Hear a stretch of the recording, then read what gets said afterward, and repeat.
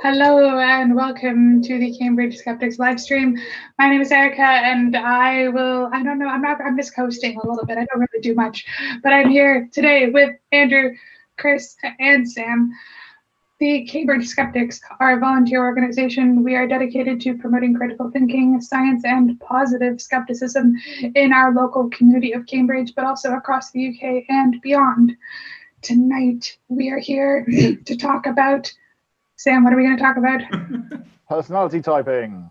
Personality typing. Go ahead, Sam, take it away.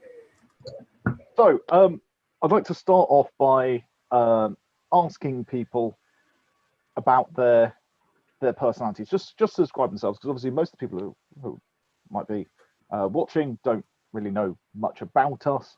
But I've just asked people to just give a couple of minutes thought, how would they describe themselves? Bit of an awkward thing. I've come up with 4 words for myself, and I feel like I should go first just to get that out of the way because it's relatively awful. But I would describe myself as considerate. I care about the people around me. Curious, self-explanatory. Intelligent, as a personality trait, in that I like learning things. I mean, maybe that goes hand in hand with curious, but also I like sharing it as well, not just finding it out. I like helping people work through problems. And sincere. I'm not one to push people farther than they can go, and I'm the sort of person people can come to for help. I think. So that's my own description. Chris, do you want to go next? No. Oh, okay.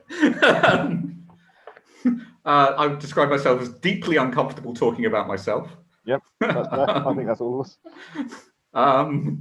Incapable of introspection, and with no self-insight whatsoever.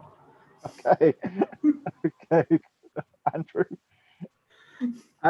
Sorry, Kat. Is that how you're describing yourself? Yeah, sorry, Kat. The words that immediately spring to mind aren't as positive as the sound one.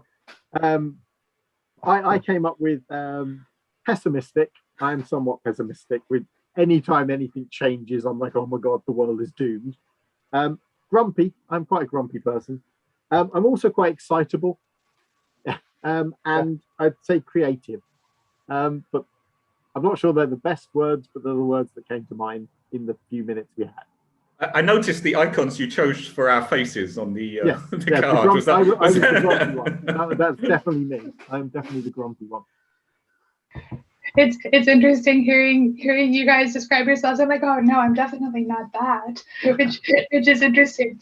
I think I'm on Chris's one, self-deprecating absolutely would be the one that I would put on there, which just describes his entire description. Yeah, I guess I would describe myself like as I do have a lot of introspection and like self-awareness. I think I'm also like, is anxious a personality trait? Like I'm like, ooh, I don't know. Maybe let's not get too close to that. What if something happens? But I'm not really nervous about embarrassing myself, which is an interesting combination. Like spiders, yeah, don't get close to me, but like public speaking, I'm totally fine with. And like I'm nerdy, I think. Definitely like on the like smart category. I agree, Sam. I identify with that. Funny. They've told me that. People laugh at me at least. Do they point when they're laughing? Well, yeah, but I mean, it's a general pointing. Who could say? So that really is to a certain extent personality typing in a nutshell. It is a way of describing people, and I think personality, or that rather is personality in a nutshell. It's a way of describing people. Personality typing is a way of grouping together like traits into a sort of a cohesive category, and then being able to sort of say, well, everyone in that category is broadly very similar, and it's it's been around for a while. The oldest personality typing that I could come across when researching for this was around about 4,500 years ago. Erica has already guessed it, but can anyone tell me what they think the oldest personality type might be based on? Prostitution. No, wait, that's the oldest profession. Sorry, Andrew? Astrology. Not quite. What about the four humours? Because they sort of had sort of sanguine and Bingo. melancholic and... Yep, so you had sanguine, who were very talkative people. Choleric, I can never pronounce this, choleric, which who were very extroverted, melancholic, who were introspective, and phlegmatic, who were just disgusting. Yeah, but personality types have been around for a long time, and as you say, sort of astrology is definitely up there. But obviously, there are more recent ones. So personality typing, maybe more recently, has focused maybe on the sorry, I can hear the cat outside. Has focused more on the works of Carl Jung and then the Myers-Briggs type indicator, I think, being a sort of the most successful, most widely known personality typing, and those two things actually are very closely related. So for those who aren't familiar with it, the Myers-Briggs type indicator basically is a 4-dimensional descriptor. So someone will have 4 different letters attached to them, each letter indicating a different trait. And so the first 3 traits, introversion versus extroversion. So do you prefer to be on your own? Do you prefer to be with others? Sensing versus intuition in terms of how you think. Sensing for some reason is working your way through things step by step. Intuition is sort of jumping to the end and then trying to fill in the middle. And thinking versus feeling. Do you react emotionally? Do you react rationally? Those actually were first proposed by Carl Jung in his book on psychology types in 1921. And after coming across that book, Catherine Briggs, a housewife, started researching personality type, or rather she had been researching personality type a little before. And what is this thing? A housewife as opposed to an academic. Okay.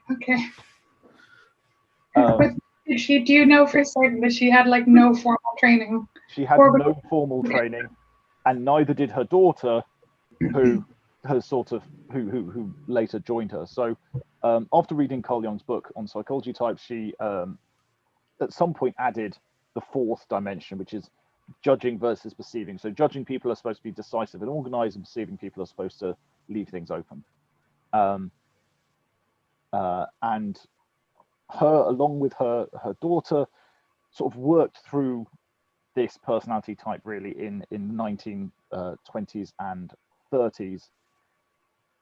Catherine Briggs, the mother, seemed to see this as being a way of just describing people, but didn't particularly seem to have a focus on being able to do anything with it. But her daughter saw an application for this, and they developed this type indicator, or rather, Catherine Briggs, the mother, sort of created the axes, and then her daughter turned it into a type indicator, and started sort of selling it to the Air Force, I think it was originally, in World War II, to try and help them identify the right people to be pilots.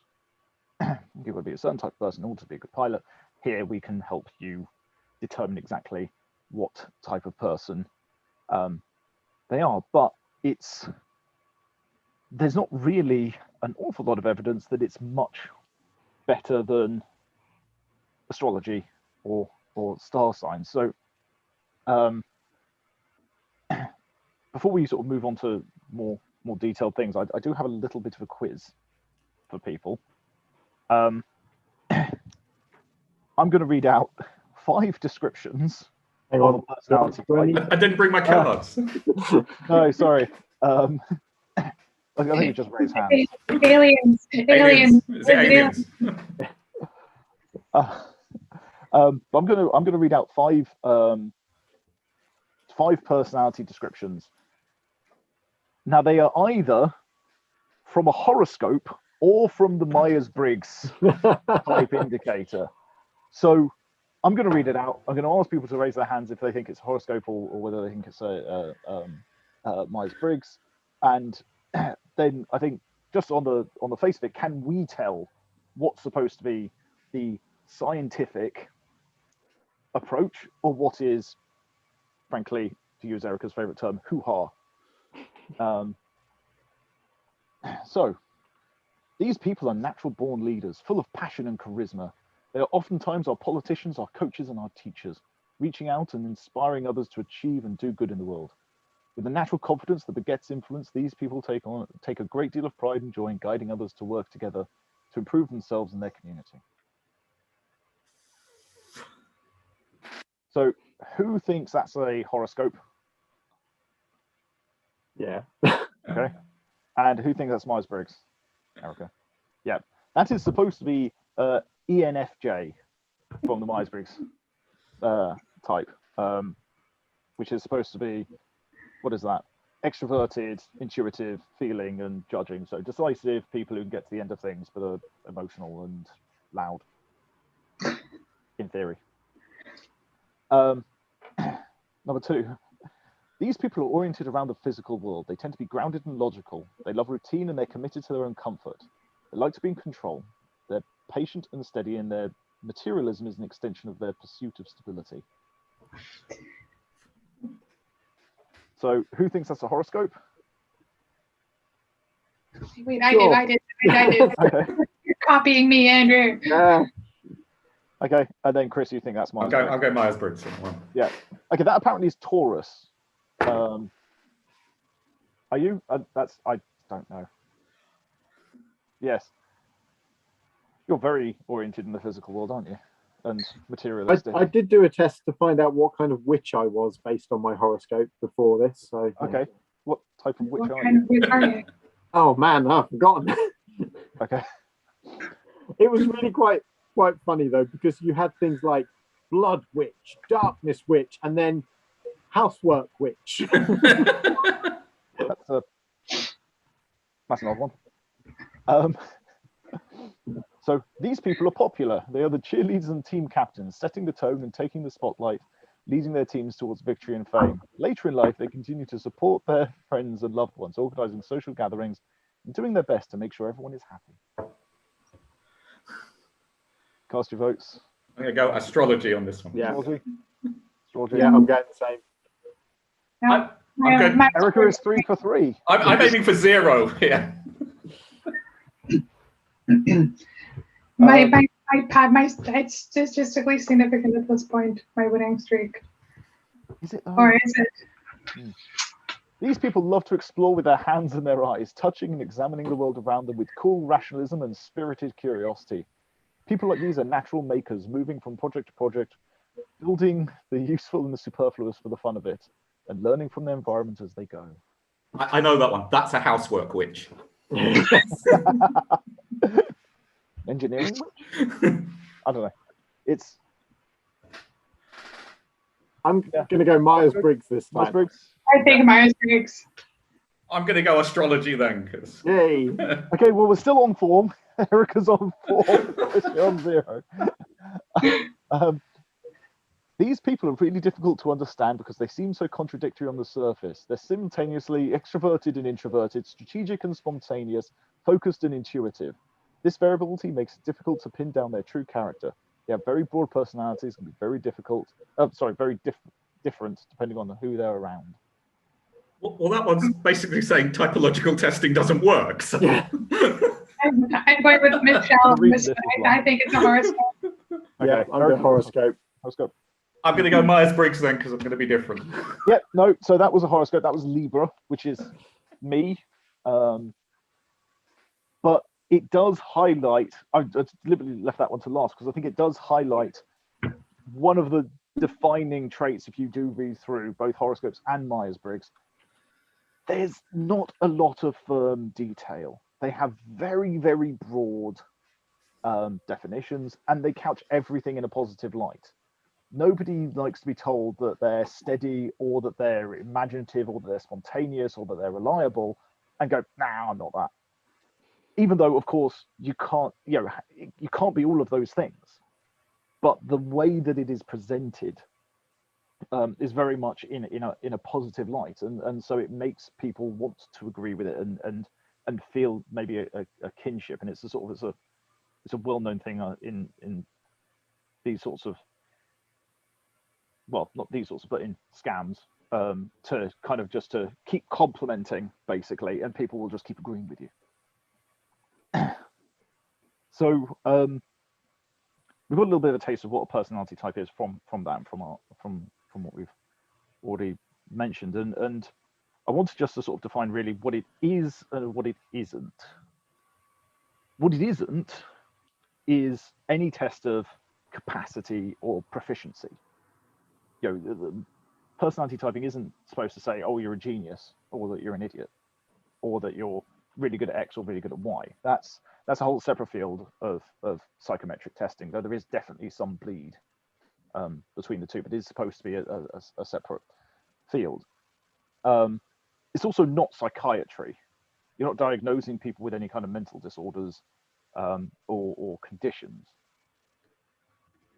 And then there's a sort of a soft definition, depending on where you read. Some of them will say this isn't an innate or immutable thing about you. It's a preference. Where other personality types will say, oh no, this is revealing some sort of fundamental truth about you as a person. So that's a bit flaky. But what it is supposed to really, as we sort of said earlier, was that it is supposed to put you into a category and tell you useful information about yourself and about others if you can learn their type, in order to then be able to go off and sort of react appropriately. And what it's evolved into is a sort of business. I'm looking for the word. Prophecy, not prophecy. What's the word I'm looking for? Product. Well, it is a business. Yeah, well, it is a business product, but it's become this sort of staple of business, whereby people will come in and they'll do personality type and go, oh, I'm a green, or I'm an INTJ, or I'm a type Watermelon. Sorry? I said watermelon. Yeah. That's always useful. Because it's being used really as a shortcut to get to know people. And really it's dependent on a few things, and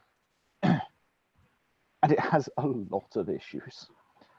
And the first one, can I ask a question? Because maybe this is one of the issues. Because you said that it's not psychiatry, but aren't there psychiatric conditions that are personality disorders? Yes. Well, yeah. Yeah. No, there is. I mean, so narcissistic personality disorders, as an example, definitely do correlate with some of the sort of the base theories for some personality tests. Probably the most reliable sort of axes that you have in terms of psychological traits is the ocean model, and the N in ocean is narcissism. Isn't it neuroticism? It is. It's neuroticism. There we go. Sorry, no, but there is.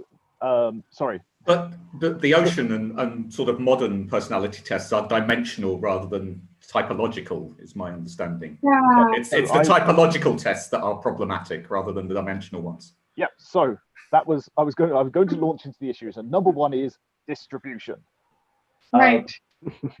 So in this, a false dichotomy or a lack of bimodality. So as you just said there, Chris, it gives you a type. It says nothing about your magnitude on that scale. And as with many things, they're generally distributed as a bell curve. If you have a look at extrovertedness, you have some people on one end who, genuinely are absolutely wretched when they're not around people, and other people who are very far down the other end who are wretched when they are around people and they just want to be left alone. But the vast bulk of us like some people some of the time, and we like some people more than others and other people less than others, and find strangers often a bit. You were just about to quote Bilbo from The Lord of the Rings there. What, no guess except on party business, or No. Half of you, less than half as much as you deserve. So that's yeah. But no, but it's that is the case, and I mean, Erica, your mother is very far on the extroverted scale, to the point where I knew he was going to finish that sentence. Don't worry. Yeah, but she goes on cruises because it means that there are several hundred people trapped on a boat with her, so that she can talk to them and they can't get away. They can't escape. This is why I don't go on cruises. Yeah. It's fine. She's lovely, but she is very, very extroverted and constant, and needs to connect with the people around her, more so than possibly anyone else I know. Mm-hmm. You brought up the bell curve thing, so I'm sure you're about to get onto this, but the problem I see with it is, like you said, most people are in the middle of the bell curve, but the Myers-Briggs cuts it in the middle. It does, and it literally divides the part of the bell curve where the most people are into two sections. Oh yes, yeah, and so the bulk of people are going to be near the center, and you could and the thing is, if you're on a bell curve, the area more to the center of you has more people than the people closer to, further away from you. Wherever you are on the bell curve, going towards the center, it has more volume than going away from it. And so the group you're in, unless you're kind of past halfway, the group you're in actually is less in common than the people immediately close to you, who are also not really well described by any one side of the bell curve. No matter what your definition is, you're more similar to the people who are further away from the type you've been defined than the people who are immediately next to you, the same distance. I'm not explaining that very well. I've got my results from doing the test here, and one of the things is can't remember which trait this was, but I've got feeling, and I've got 54% in feeling, which means if I'd just gone slightly answered one question differently, I'd probably be on the other side of the equation. Absolutely, but also, of course, it's a short test taken once, and so your own response isn't necessarily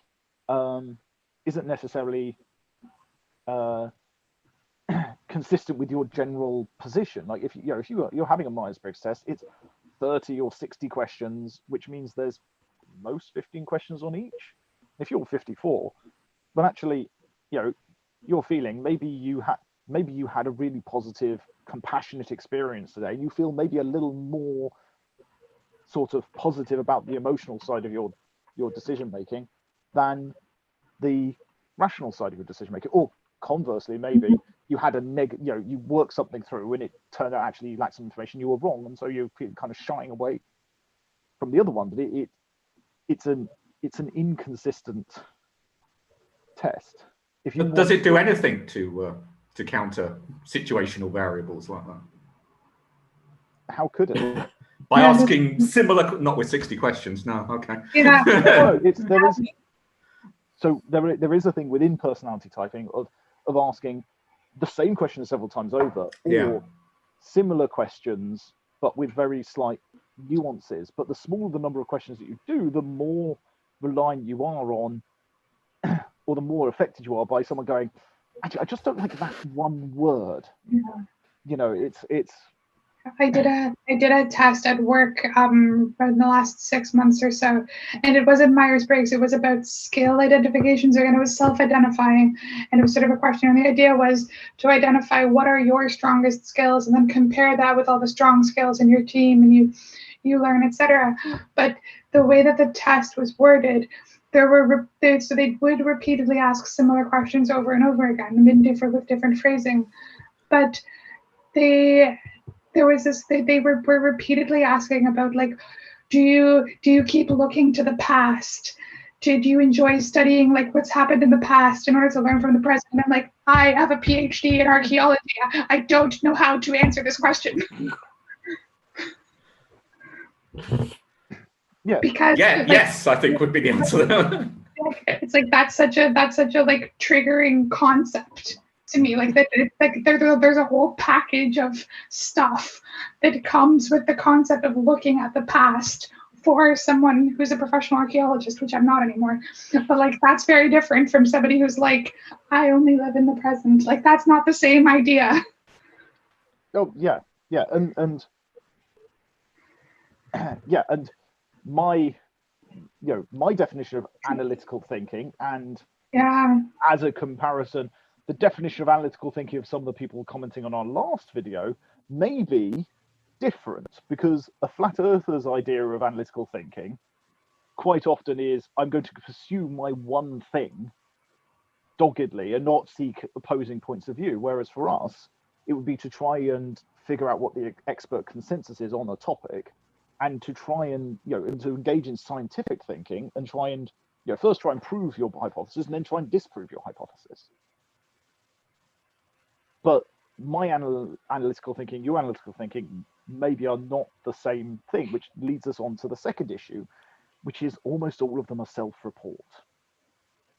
You are being asked questions about yourself. Are you a considerate person? Well, an inconsiderate person probably doesn't know.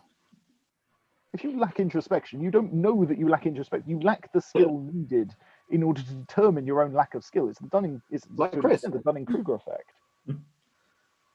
But the within the Dunning-Kruger effect, there is this I can't remember. I know there's names for different bits, but it's like the peak of ignorance and then the valley of awareness or something. But the idea being that you initially know so little, you have no idea how much you don't know. You know so little, you don't know how large the body of knowledge is, and therefore how little of it you sample. And then you reach a point where actually you have just dipped your toe in the water and you can see how far the water stretches, and you just straight down, you're like, there is a lot that still needs to be learned. And you probably never reach the same level of confidence that you have. But yeah, with self-report, and again, this is another thing, is like, what is, say,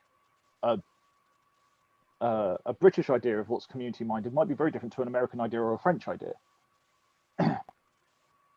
Famously, the US has terrible roads because they don't fund their government very well, and therefore they can't, they don't have the resources available to pave the roads, but they are incredibly high on charitable giving.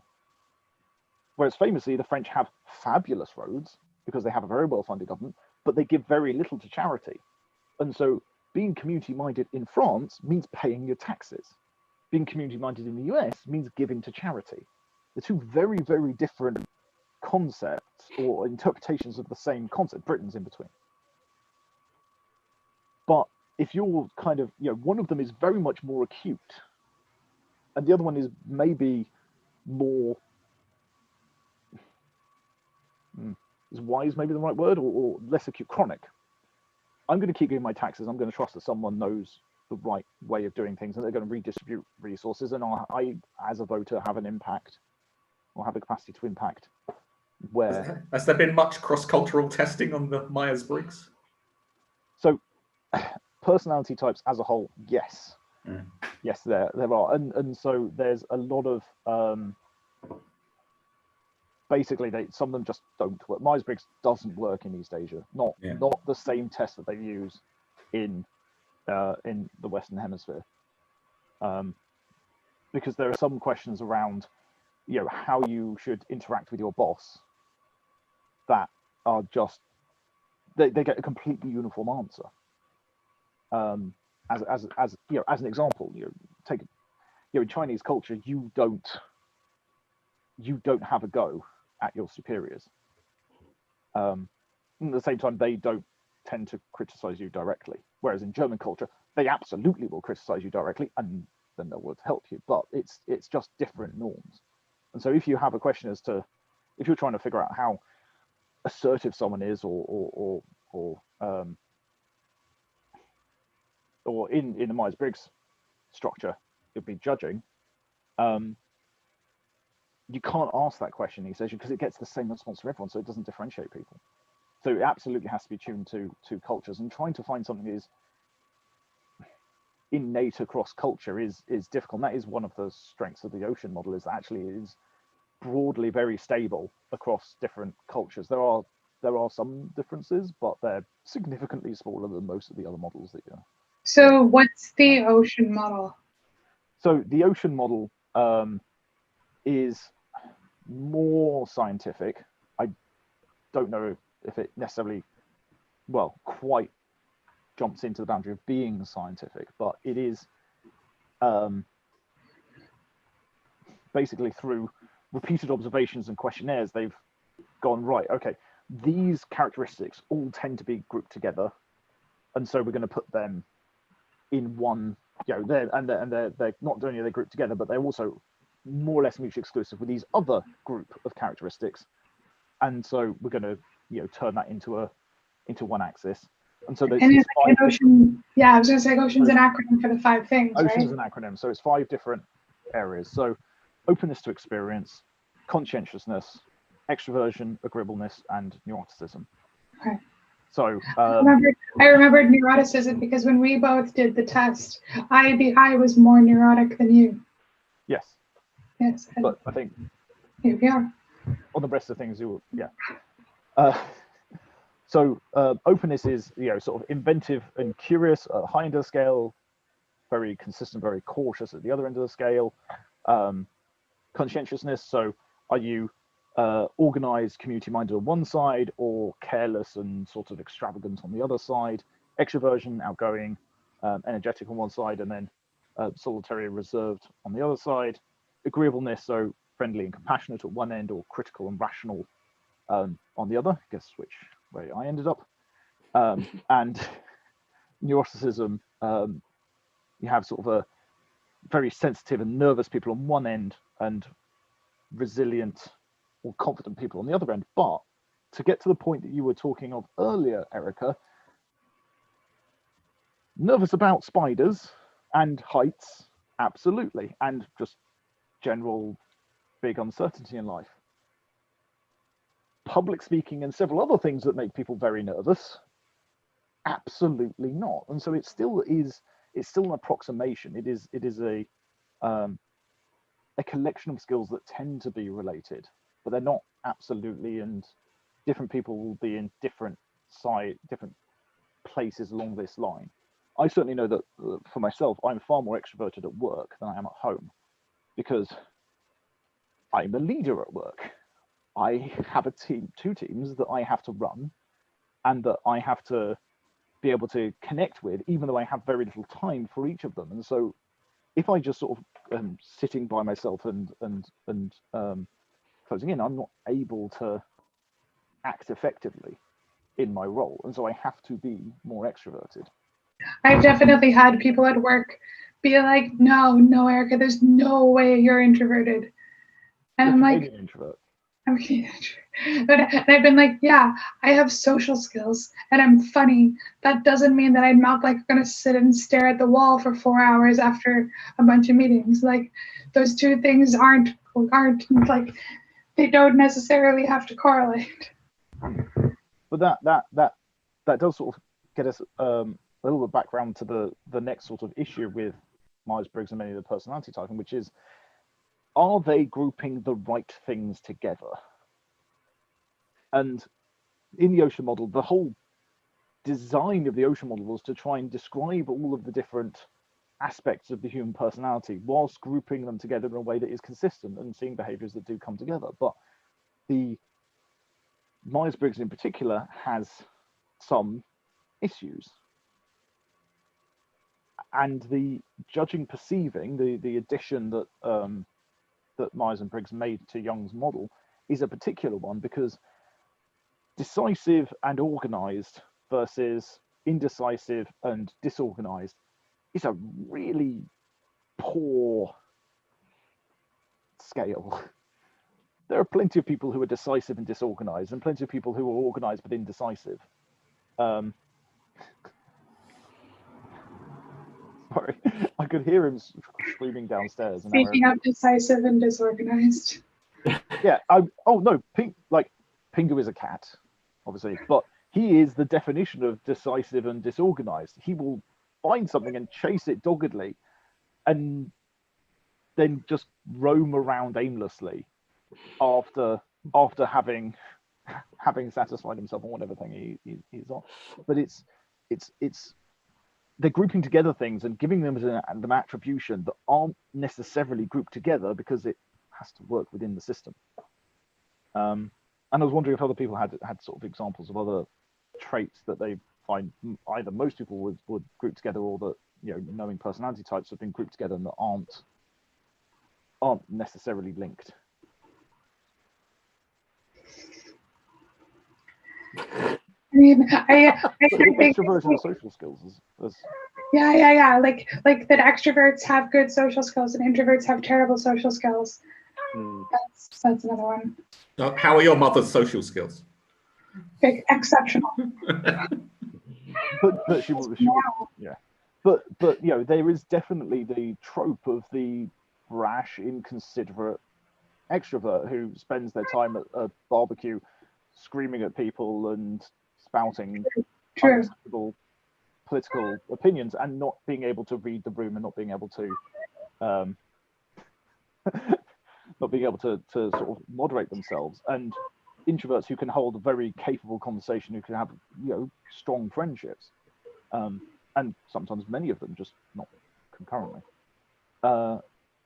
Another one is that extroverts are generally seen as being far more outgoing, far more bold, far more, you know, of a risk taker. But actually, studies have shown that introverts are better risk takers than extroverts. Basically, the reading of it is that extroverts will take risks fairly regularly, and they're known for taking risks. Introverts are much more considered where they take their risks and are more likely to take appropriate risks as business leaders. And so, yes, maybe there's the element of extroverts seeing as generally being more risky, but if you kind of went, okay, well, we might have to take a risk here, who do we choose? People go, oh, let's take the extrovert. No, take the introvert. Mm-hmm. So that's another issue with these personality typing, in that they are regularly grouping the wrong attributes together, or rather they are grouping attributes together that have at best a tenuous link. Well, like the one I remember in Myers-Briggs, the one that I find challenging is like, do you follow instructions? And I'm like, yes, when they're vital, but not when I don't have to. Like, I'm not a psychopath. Like, I will follow the instructions for like how to operate a defibrillator, but I won't say follow the instructions when it comes to like wearing a mask. But I think we problem solving. Say like open-ended problem solving. I'll be like, I'll figure out how to do this myself. I mean, we had an issue with our washing machine at the weekend, and the first thing was, okay, well, I can sort of hear where the problem is. I'm going to start there. And we had a poke around, couldn't find anything, and then went to the instruction manual. Like, that's a perfectly legitimate thing. Where does that fall? Is it intuitive because you just went based on your gut to begin with? No, I could spend ages flipping through the manual, or I can spend 10 minutes testing what feels like a gut instinct. And you know, there will be some people who will always go to the manual and some people who will never go to the manual. Mm-hmm.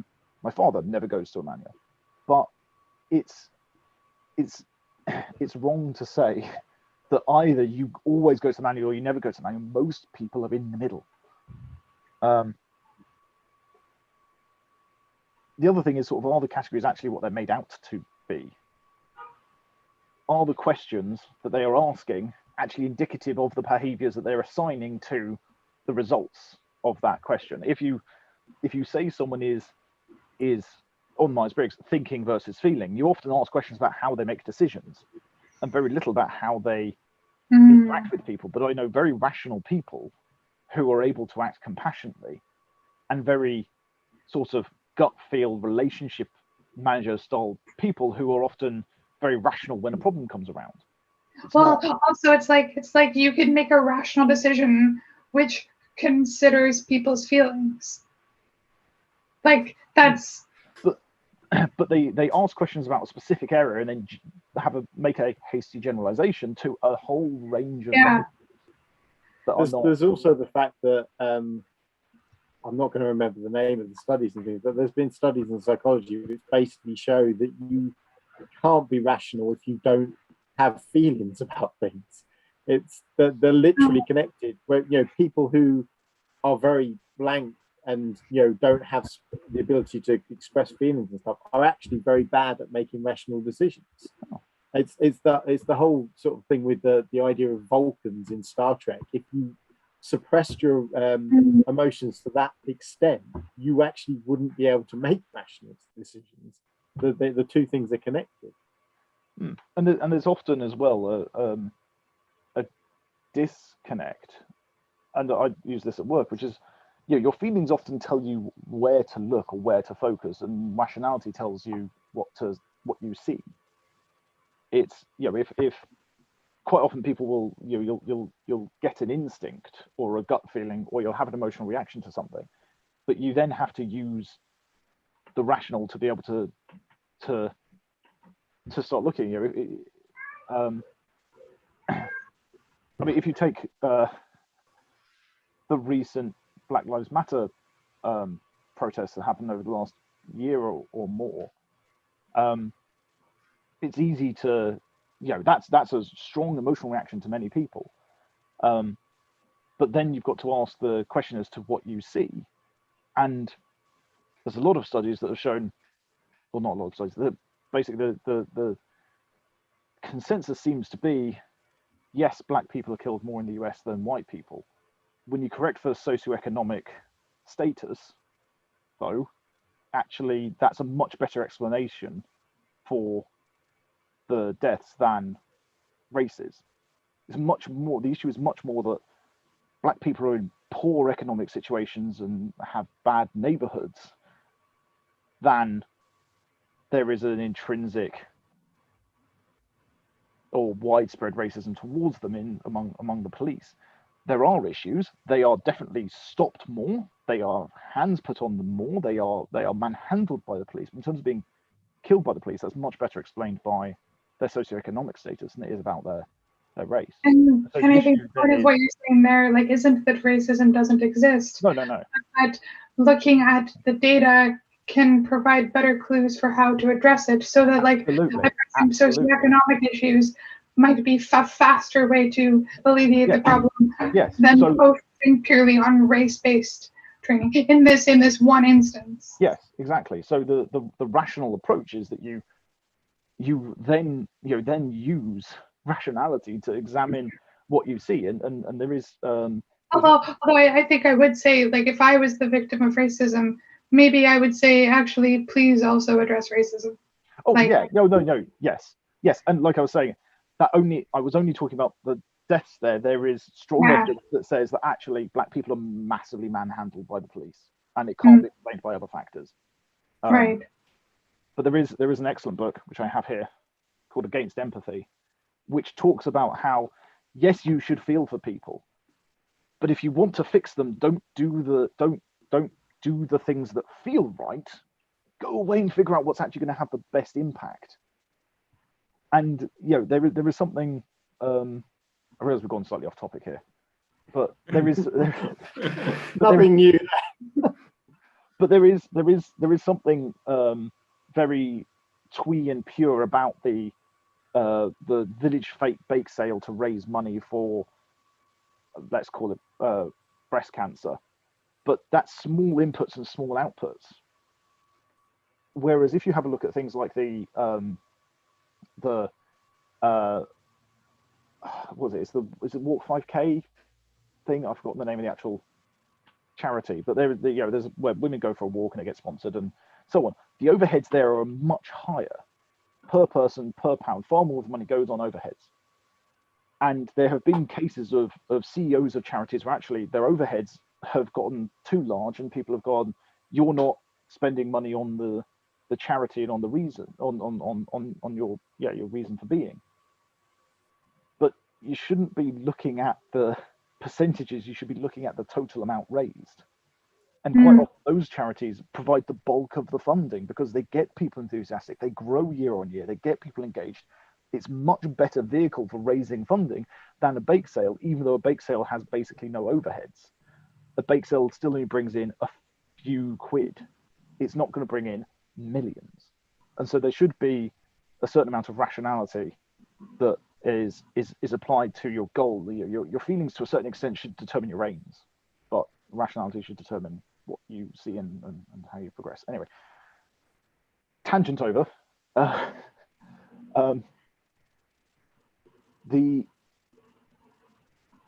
One of the other issues is inconsistency. We talked about the issue of it being a forced dichotomy and lots of people being in the middle. As an offshoot of that, what it means is that these tests are often very inconsistent. And I found a lot of studies on the reproducibility of Myers-Briggs, and put a question out there. How many people do you think, when tested 6 weeks apart, got a different result the second time? 60%. Tell us the stats. What would we expect if the test was performing perfectly? Well, if the test was performing perfectly, you expect none. Right. And if the test was completely random?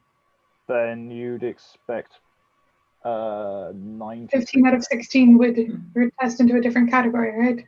Which is 93%, 94%. This is why he's here. That's great. I'm gonna guess 50%. Okay, 50%, 60% from Andrew. Chris? Oh, I'll go 66. Oh, it's only 40%. Oh, wow. Okay. But if you do it a year apart, it goes up to 70%. Yeah. Oh. Now, there's a question, like, is it A, people change, or is it B, the test is poor? The answer is probably a bit of both. Yeah. There is a locus of which you sort of probably roam around, but what you're doing will affect it. Although I will say I have done the Myers-Briggs test. Like I've done at least 2 like full official paid for versions through work, not like because I'm enamored of it. And then I've done other unofficial tests. And I've done it like since I've done the first one like when I was 17. I've always come out with the same thing. Yes, that can happen. At the same But when time, I was thinking, you and I test on the ocean model are very, very similar in terms of our distribution. yeah, that's true. But I found that I've done it at several points, and I found that if I'm doing it, so when I did it once at university, and I came out with an S preference rather than an N preference. The S preference is supposed to be that you like working through things step by step, and I was practicing to do maths exams where you have to sit down and show all of your working out, and you're biased in that direction. After moving to management, I took it again. I biased in the other direction because I'm not sitting and doing things out. I have to jump to conclusions and work intuitively. And so you can absolutely be influenced by what you're spending your time doing and how you're acting. It's not especially stable. It's fluid. What I found when I did the test like just a couple of weeks ago with you guys, just like a free online version, is I found myself thinking was, well, like because when you're like in your early 20s or whatever, you're like, I strongly identify with this thing that describes who I am, and it's like, yeah, like this, like if you've looked up like which like Game of Thrones character is which, the Myers-Briggs personality type or whatever, I think I'm the Night King. I can't remember. It's not flattering, but anyways, it's never flattering. But then, like in Harry Potter, it's like Voldemort or something. But so I'm evil. But what I found myself identifying with was the underlying attributes. Like, well, I do value thinking over feeling. That was like a value judgment that I made early on in my adulthood, and I do value being an introvert versus an extrovert. Possibly like being defined as some different from my mother, who's an extreme extrovert. Like, there's all sorts of like adolescent psychology things happening here. And so when I did the Myers-Briggs test a couple weeks ago, I wasn't saying like, this is what an INTJ would answer, and I know what the right answer was. But I still was able to say, like, these questions, like, I can tell which of these values that I have it identifies with, and I will go with the one that I identify with as my value, not necessarily like your values and your personality are different things. I would like to be very tidy and organized, but I am not. But that's one of the issues with self-report, is that you have a sort of an idealized or avatar, almost avatar of yourself, and you choose in line with what you think you are, not necessarily what you are. I have friends who think they're very introspective and they are completely unaware. My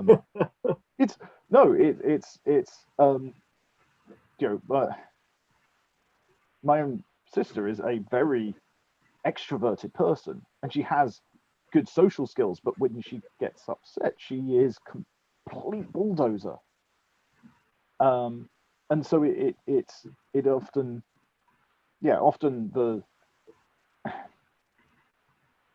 the how you self-report isn't necessarily reflective, and particularly when you're asked a small number of questions that are then used to generalize to overall traits, and it's not even stable. This becomes, the type itself becomes next to worthless, or worthless.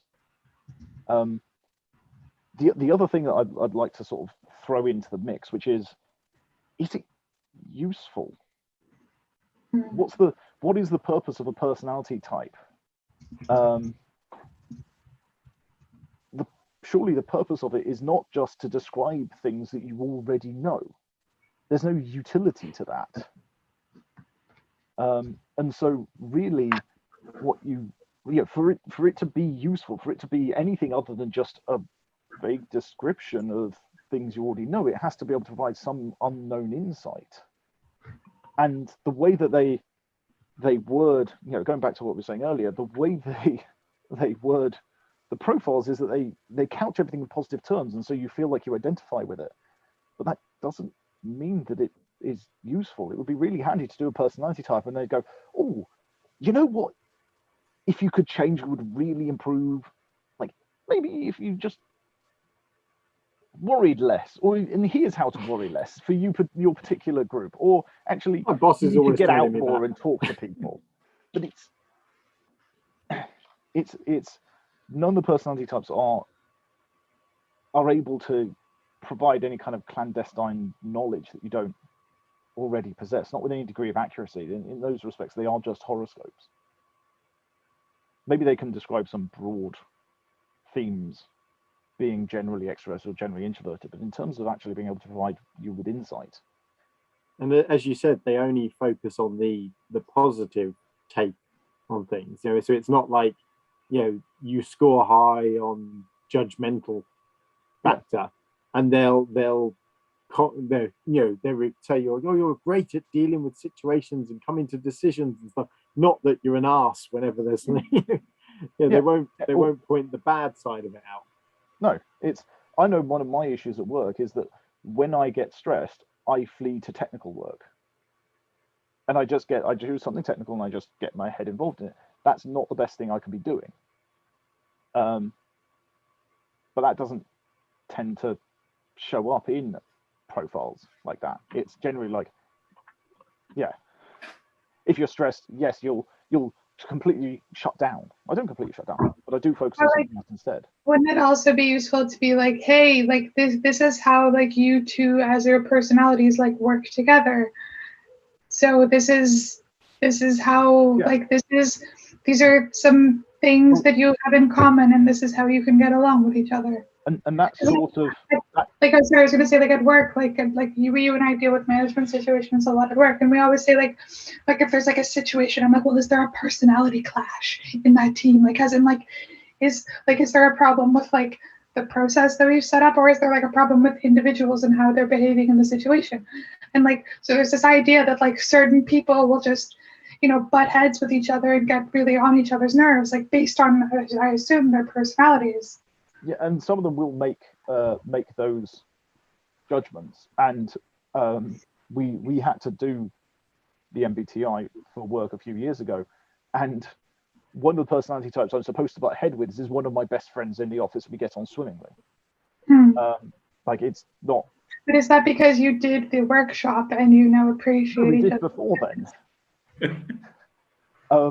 But it does get onto what I did want to say, sort of kind of not end on, but sort of head towards the ending on, which is actually what can we do with personality tests?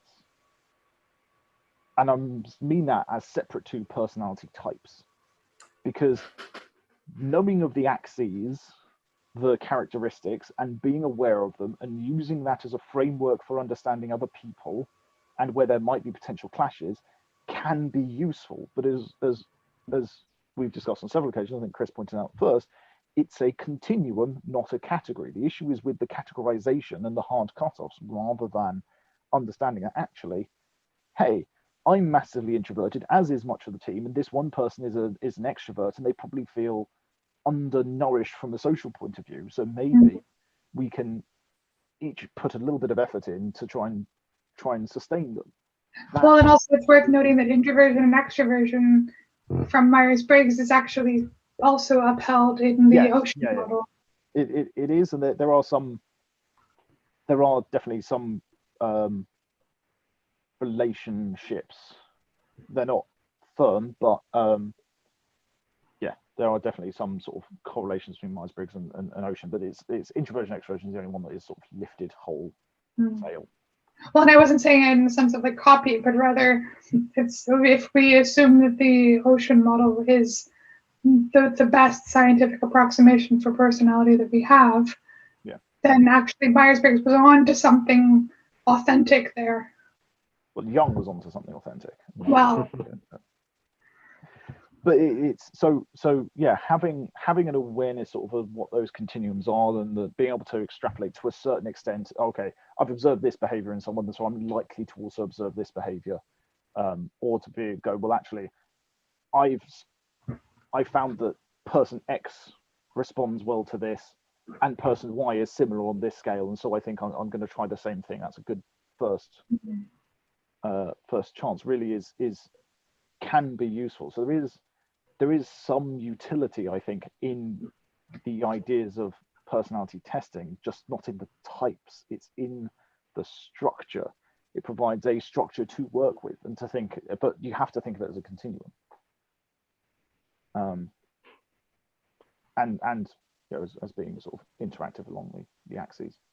Someone who's very extroverted, not very agreeable, maybe won't respond as well as someone who is extroverted but is very agreeable.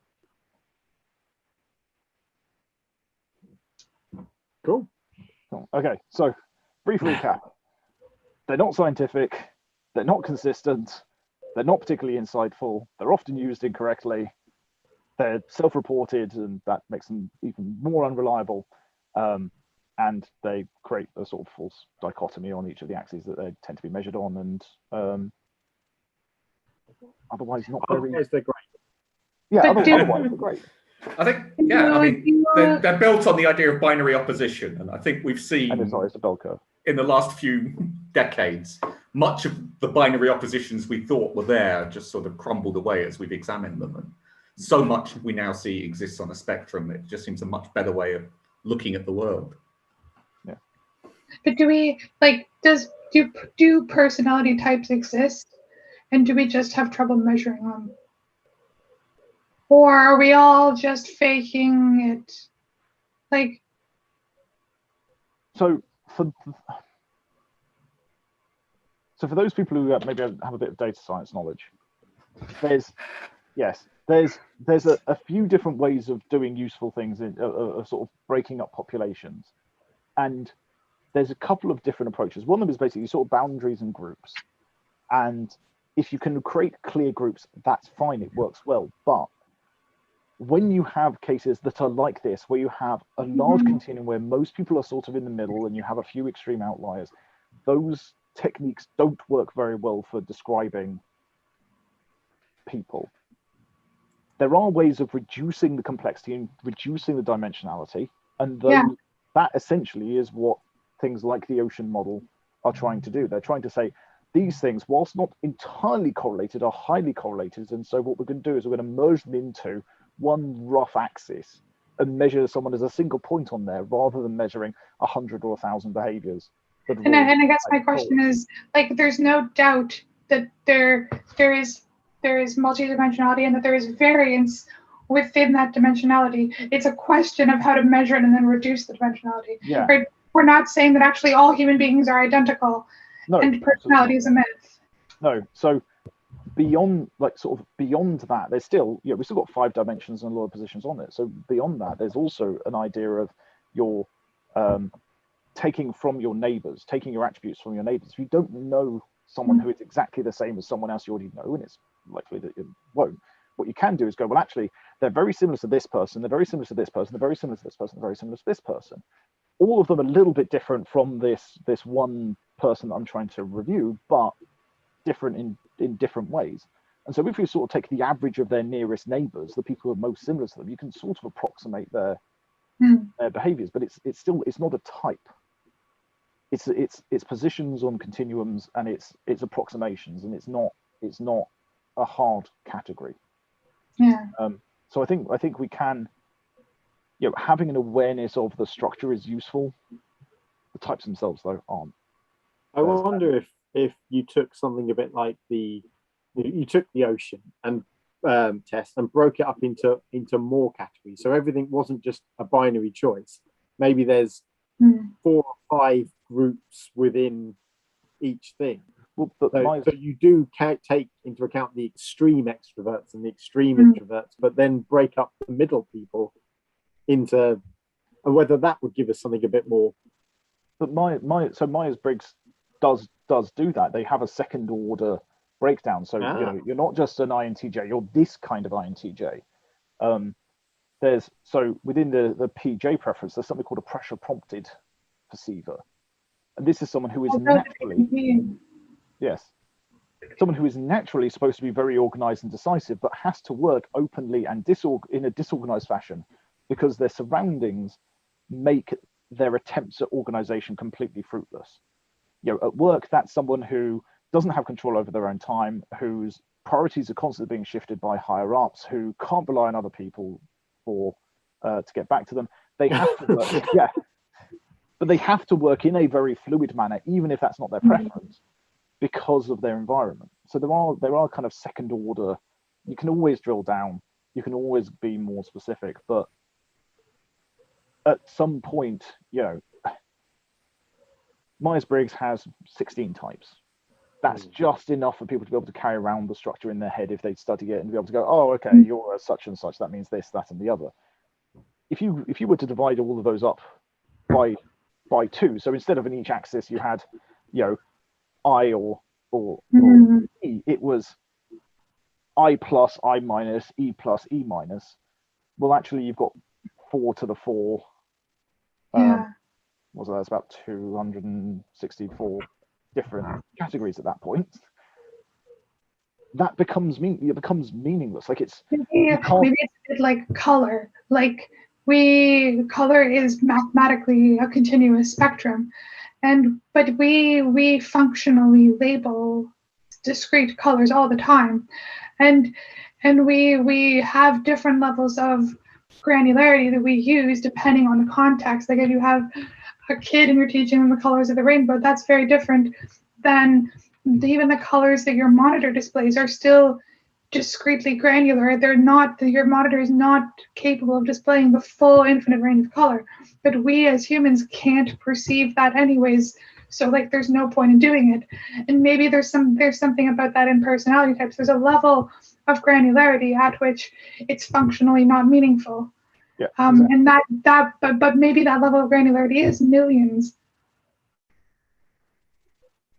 Yes, I mean, I'm gonna go out on a limb and say if we had personality typing that had 7 billion different types, at that point it's useless, because you know, one person in each type, you can't make any generalizations or any inferences at that point.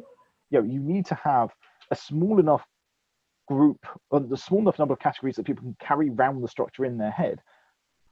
But at that point, there's too much variation within the categories in order for them to actually be consistent within group, which is why it's not useful. As well as, of course, the fact that the boundaries between one group and the next are too close. I wonder if you could do, just off the top of my head, I wonder if you could take a sort of cladistic type approach to it, that you have tests that put you into ever smaller groups. So you do a test and says, oh, you're in this category. Oh, within that category, you're in. So you would have tests for the subcategories. Oh, yeah, and that is how the second order tests work. But I haven't done it. So. No. But if your day-to-day variation is enough, you know, if our variation is enough that from one year to the next, 70% of us are going to end up with a different category. You know, you're not just moving within in that second order category. Let's say there's 264. You know, you might not just move to an adjacent category. You might move across 5 or 6. You might be massively different from where you started. And so there is a problem of it's the difference between precision and accuracy. Yeah, I was going to say also, like, the ability to get to like, let's say there's, like, with the ocean model, I know that it's, you know, it feels like it's a continuous model, but it's not discrete. But actually, if you're measuring yourself even on a 100-point scale, there's actually probably not the difference between a 54 and a 55. Oh, no, because and think about how many questions they would have to have in the test to be able to have the 100 different levels of gradation there. And do they even have the right questions? Are the questions generalizing in the correct fashion? It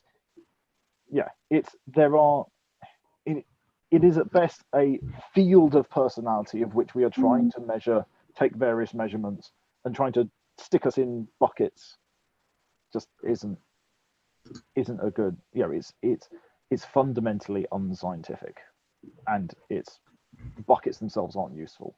Knowing the layout of the land is useful, but knowing which bucket is where isn't. And Andrew, you seem to be in the process of reinventing it. Does it worry you, or are you reinventing something that's fundamentally unscientific? Yeah, apparently so. Yes.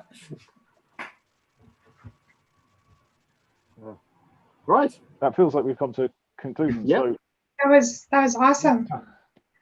Yeah. So next time, what are we talking about in 2 weeks, Chris? Okay. Yes. So, if you remember, 2 months ago, we looked at whether the media influenced what happened on January the 6th in the Capitol riots.